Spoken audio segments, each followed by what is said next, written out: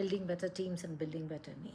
Hello everyone, this is Deepa Bhatia and here's my reflection of PIDP course 3351 on feedback strategies at VCC. Past 4 weeks of experiential video learning in this course was new for me, interesting and easier to grasp, especially I'm returning to formal learning after a career break of 36 years and I think I'm shifting to the learner's mindset, I guess. This brings to the module itself of learner's mindset, which help reassert the fact that our brain can be our best friend or our biggest enemy, something we all know pretty well, but still, practically speaking, we all keep falling into the trap of fixed mindsets. Dr. Dweck's mindset theory actually got me thinking in perspective that most successful entrepreneurs that I know or I've read about don't succeed because of talent alone. They succeed because they believe they can grow, adapt, and improve even through setbacks. So far, I've done PIDP 3100 and now PIDP 3351, and it's really got me interested in knowing more about cognitive science and how does the brain really work. Like any other muscle, it could grow the more you choose to strengthen it, but it involves pain, temporary setbacks, trickling in of self-doubt, and momentary failure. How we push ourselves through this temporary pain for the gain to occur, for how we use the setbacks as pivot points in life to shape us into a better version of ourselves is where the real story lies. Honestly, I must admit that I had a lot of ambitions and I was skeptical before I even started PIDP course because I've not taken any formal education for almost 36 years, but I pushed myself and that's really how my brain is getting rewired, something I'm enjoying over the last 12 weeks. Another thing that quite struck me was that how we all formally use assessment as a verb, assessing performance as givers, not understanding how the recipients are taking it and exploring its full depth. So learning about the three different types of assessment in module 2, which is of learning, assessment for learning, and assessment as learning, was really an aha moment for me and for the first time ever got into understanding the difference. So how these forms really work together to create a meaningful learning environment actually made me rethink my own practice. So going forward, self-assessment is something that I want to consciously integrate into my journey, and it also resonates with how I'm mentoring currently my sales team as well.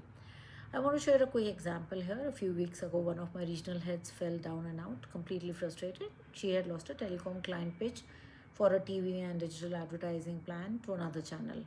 In normal circumstances, my immediate feedback would have been pointing out to her shortcomings in a pitch, her unpreparedness, which led to the revenue loss to the company and gap in the target achievement. But thanks to some of the learnings here, I paused, reframed my response, and I reminded her of her wins in digital sales, the strong rapport she had with multiple clients, and what actually worked in her pitches in the past. So, together, we discussed specific digital strategies that she could try for her next client meeting. And guess what? 2 weeks later, I get her call and jubilation this time that she had closed a new deal.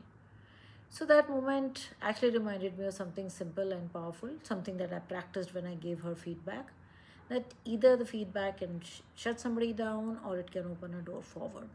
So transforming feedback into effective and actionable feed forward actually gave her that confidence and motivation to give her all and get her the next win.